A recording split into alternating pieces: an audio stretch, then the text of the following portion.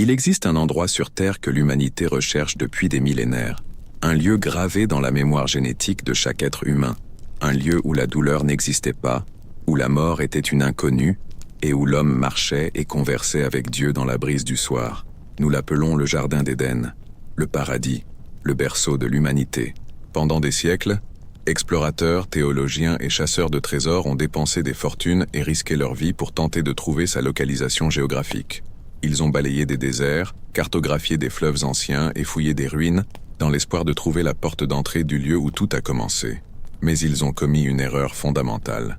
Ils pensaient que s'ils trouvaient l'Éden, ils trouveraient un parc abandonné. Ils pensaient que le jardin avait été détruit par le déluge ou avait simplement disparu de la carte. Ils avaient tort. La vérité que la Bible cache dans ses dernières lignes sur la Genèse est très différente. Le jardin d'Éden n'a pas disparu. Le texte biblique suggère qu'il pourrait encore être là-bas, quelque part dans les plis cachés de notre géographie. Mais la raison pour laquelle personne n'est jamais revenu de là pour raconter l'histoire n'est pas parce qu'il est difficile à trouver, c'est parce qu'il est impossible d'y entrer. Quand Adam et Ève ont été expulsés, Dieu n'a pas seulement verrouillé la porte. Aujourd'hui, nous n'allons pas seulement chasser la localisation de l'Éden sur la carte du monde.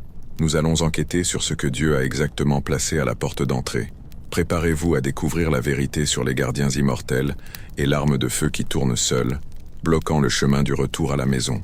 La quête du paradis pourrait être, en réalité, une mission suicide. Commençons par la première erreur que la plupart des gens commettent.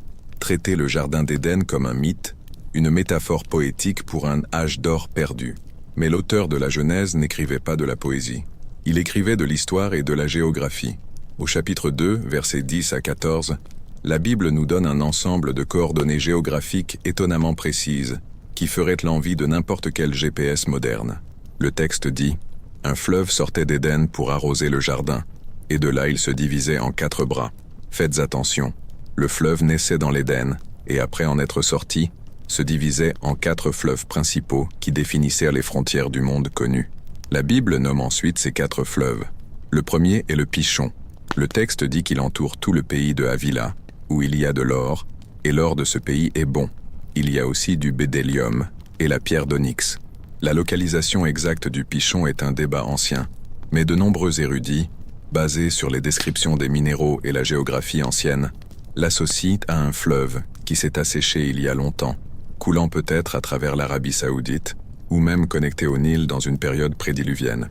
Le deuxième est le Gouillon. On dit qu'il entoure tout le pays de Cush.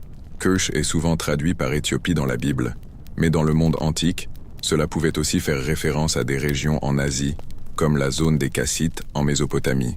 Si les 2 premiers sont mystérieux et n'existent peut-être plus sous leur forme originale, les 2 suivants sont indubitables. Ce sont des fleuves qui coulent encore aujourd'hui, les artères vitales du Moyen-Orient, le berceau de la civilisation. Le 3e fleuve est le Hiddekel. C'est l'ancien nom hébreu pour le fleuve Tigre, qui coule de l'est de la Turquie à travers l'Irak jusqu'au golfe Persique. Le texte dit qu'il coule à l'orient de la Syrie, ce qui est géographiquement correct. Et le 4e fleuve est l'Euphrate, le grand fleuve, la limite orientale de la terre promise à Abraham, qui coule parallèlement au Tigre. Pensez à ce que la Bible dit. Le jardin d'Éden n'était pas au pôle Nord, n'était pas en Amérique du Sud, n'était pas dans une autre dimension. Il était situé à la source, au point d'origine de ces 4 grands systèmes fluviaux. En regardant la carte moderne, le Tigre et l'Euphrate ont leur source dans les montagnes de l'est de la Turquie et en Arménie. Ils coulent vers le sud, convergeant en Irak avant de se jeter dans le golfe Persique. Cela a conduit l'écrasante majorité des archéologues et théologiens bibliques à situer la localisation probable de l'Éden quelque part dans la région de la Mésopotamie, l'Irak actuel, peut-être au sud, près du golfe Persique, où les fleuves se rencontrent, ou, plus probablement, au nord, dans la région montagneuse de Turquie, Arménie, où ils naissent. Cette région est connue historiquement comme le croissant fertile. Ce n'est pas une coïncidence si c'est exactement là que sont apparues les premières villes humaines connues de l'archéologie, comme Eridu, Ur et Uruk. C'est là que l'agriculture a commencé à grande échelle. C'est là que l'écriture a été inventée. C'est comme si l'humanité, après avoir été expulsée du jardin, était restée errante dans les environs, incapable de s'éloigner beaucoup de son foyer original. le berceau de la civilisation post-chute et l'arrière-cour de l'Éden. Mais si nous savons où se trouve la région, pourquoi ne pouvons-nous pas simplement prendre un avion, une équipe d'archéologues et trouver le jardin? Pourquoi Google Earth ne montre-t-il pas un carré vert parfait au milieu du désert irakien? La réponse théologique est double. Premièrement, le déluge de Noé. Genèse 6 à 9 décrit un cataclysme mondial qui a fondamentalement altéré la topographie de la Terre. Le monde d'avant le déluge n'est pas le même que celui d'après.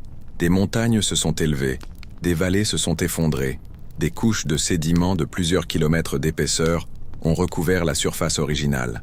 Il est très probable que le jardin d'Éden physique ait été complètement enseveli sous des tonnes de boue et de roches, devenant un fossile géologique inaccessible.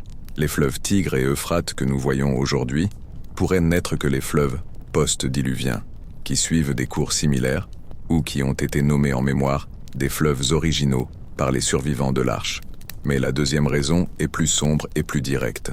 Même si le jardin avait survécu physiquement au déluge, même s'il est là, caché dans une vallée isolée et inaccessible des montagnes de Turquie, Dieu a garanti que personne n'y entrerait. L'expulsion en Genèse 3 n'était pas un déménagement temporaire. C'était un exil permanent, scellé par une force létale. Lisons Genèse 3, 24, le verset qui clôt l'histoire du paradis et inaugure l'histoire de la douleur humaine. C'est ainsi qu'il chassa Adam, et il mit à l'orient du jardin d'Éden les chérubins. Le mot-clé ici est « chérubin ». Grâce à des siècles d'art sacré mal informés et de cartes de Saint-Valentin, quand nous entendons « chérubin », nous pensons à des bébés joufflus, nus, avec de petites ailes de pigeon, volant et jouant de la harpe. Cette image ne pourrait être plus éloignée de la vérité biblique. C'est une domestication dangereuse d'une réalité terrifiante.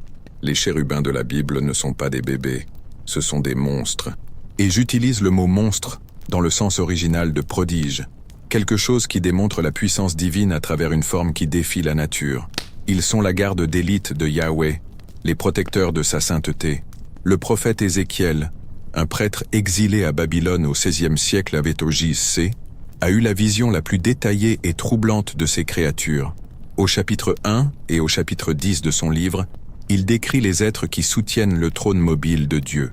Préparez-vous car la description semble sortie d'un cauchemar de science-fiction. Ézéchiel dit que chaque chérubin avait 4 visages sur la même tête. Devant, le visage d'un homme. Du côté droit, le visage d'un lion. Du côté gauche, le visage d'un bœuf. Et derrière, le visage d'un aigle. Ces visages représentent la domination sur toute la création. L'homme comme le sommet de l'intelligence, le lion comme le roi des animaux sauvages, le bœuf comme le plus fort des animaux domestiques, et l'aigle comme la reine des airs. Ils avaient 4 ailes. 2 couvraient leur corps en signe d'humilité devant Dieu, et avec les 2 autres, ils volaient. Le bruit de leurs ailes, quand ils se déplaçaient, était comme le bruit de grandes eaux, comme la voix du Tout-Puissant, comme le bruit d'une armée. Imaginez le son assourdissant d'une chute d'eau géante mélangée au son d'une bataille venant de ces créatures. Leur anatomie était extraterrestre.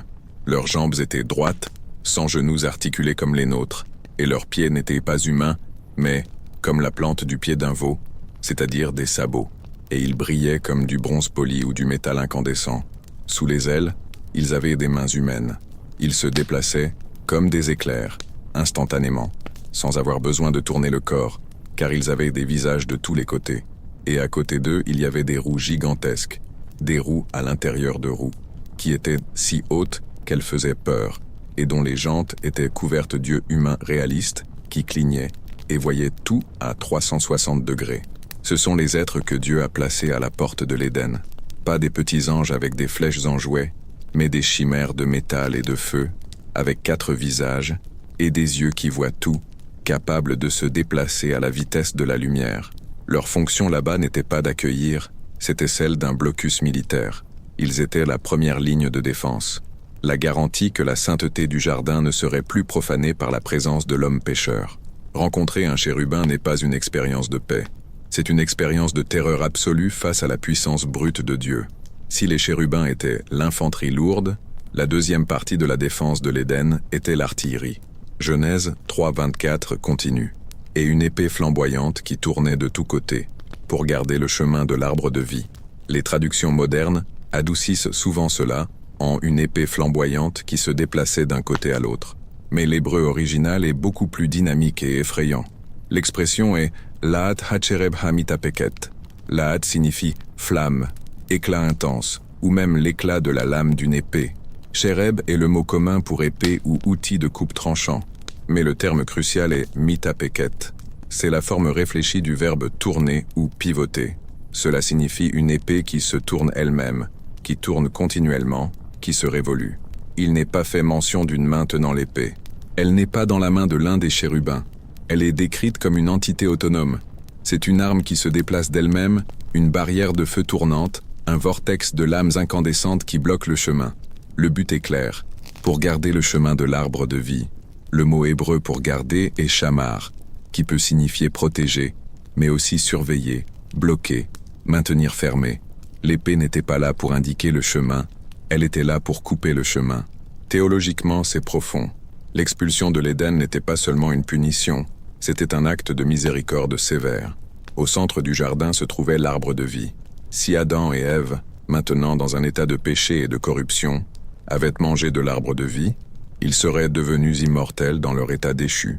Ils seraient des pécheurs éternels, sans chance de rédemption, sans chance de mort et de résurrection.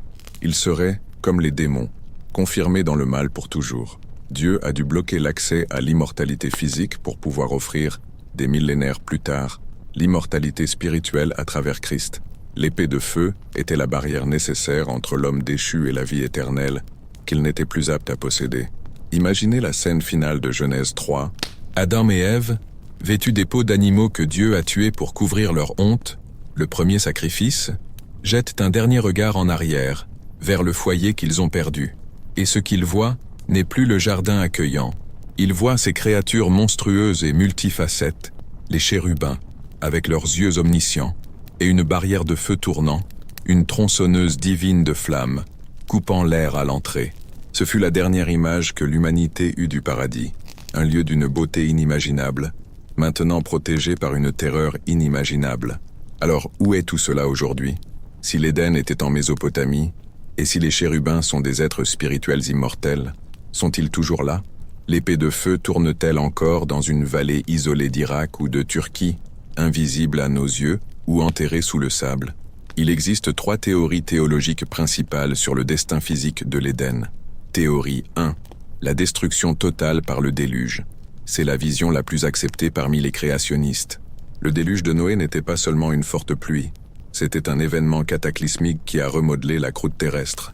Les sources du grand abîme jaillirent. Tsunami gigantesque, volcanisme, mouvement de plaques tectoniques. Dans cette vision, le jardin d'Éden a été complètement oblitéré, effacé de la carte, et ses restes sont enterrés sous des kilomètres de roches sédimentaires, formant peut-être certaines des réserves de pétrole du Moyen-Orient aujourd'hui. L'épée et les chérubins auraient été retirés par Dieu lorsque leur fonction de garder un lieu physique a cessé, car le lieu n'existait plus. Théorie 2. La transposition au ciel. Certains théologiens juifs anciens et chrétiens primitifs croyaient que Dieu, pour préserver la sainteté du jardin avant le déluge, l'a ravi de la terre et l'a emmené au 3e ciel. L'Éden terrestre est devenu le paradis céleste. L'apôtre Paul parle en 2 Corinthiens 12 d'un homme qui a été ravi au paradis et a entendu des paroles ineffables. Dans le livre de l'Apocalypse, Jésus promet au vainqueur: « Je lui donnerai à manger de l'arbre de vie, qui est dans le paradis de Dieu. » Dans cette vision, l'Éden n'est plus dans notre géographie, mais dans une dimension spirituelle supérieure, attendant la restauration de toutes choses. Théorie 3. L'occultation surnaturelle. C'est la plus intrigante et la préférée des explorateurs et théoriciens du complot.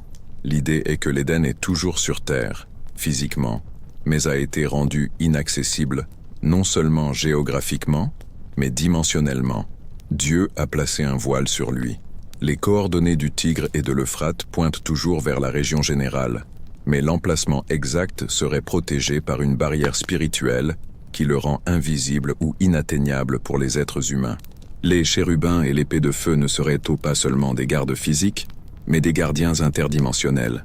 Quiconque tenterait d'y arriver, que ce soit par expédition archéologique, satellite ou pure chance, serait dévié, confus ou, s'il insistait, trouverait la mort par des moyens naturels inexplicables avant d'arriver à l'entrée. L'Éden serait une zone d'exclusion divine sur la planète Terre.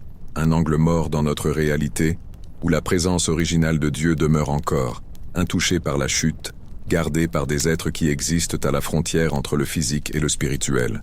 Il existe des récits étranges tout au long de l'histoire. Des explorateurs dans la région de la Mésopotamie et de la péninsule arabique qui ont parlé de vallées mystérieuses avec une végétation luxuriante au milieu du désert, où ils ont ressenti une peur inexplicable et ont été forcés de faire demi-tour par des tempêtes soudaines ou des pannes d'équipement. Des légendes locales en Irak parlent de lieux maudits où personne ne doit aller. Seraient-ce des échos de la mémoire culturelle de l'emplacement du jardin et de ses gardiens terribles? Nous ne le saurons jamais avec certitude de ce côté de l'éternité. Mais le message biblique est clair. Le chemin du retour vers l'Éden n'est pas à travers une carte au trésor ou une expédition militaire. Le chemin physique est bloqué par le feu et l'épée. L'homme ne peut pas défaire la chute avec ses propres pieds. La seule façon de passer par l'épée de feu est à travers celui qui s'y est soumis. La théologie chrétienne voit dans l'épée qui garde l'arbre de vie un symbole de la justice de Dieu, qui exige la mort pour le péché. Et elle voit en Jésus-Christ celui qui a reçu le coup de cette épée sur la croix, ouvrant un nouveau chemin vers la présence de Dieu. Le voile du temple, brodé d'images de chérubins, s'est déchiré de haut en bas quand Jésus est mort, symbolisant que le chemin vers le Saint des Saints, le nouvel Éden, était rouvert non par l'effort humain, mais par le sang divin. La quête de l'Éden physique peut être une aventure fascinante, mais théologiquement, c'est une impasse gardée par des monstres de feu. Le véritable Éden n'est pas un endroit où nous retournons dans le passé, mais une réalité vers laquelle nous avançons dans le futur, dans la Nouvelle Jérusalem, où l'arbre de vie sera de nouveau accessible, non plus gardé par une épée, mais offert librement à ceux qui ont lavé leurs robes dans le sang de l'agneau. D'ici là, les chérubins d'Ézéchiel et l'épée tournante de la Genèse restent comme des rappels terrifiants que la sainteté de Dieu est dangereuse, et qu'il y a des endroits dans ce monde, et hors de lui, où nous n'avons pas été invités à entrer encore.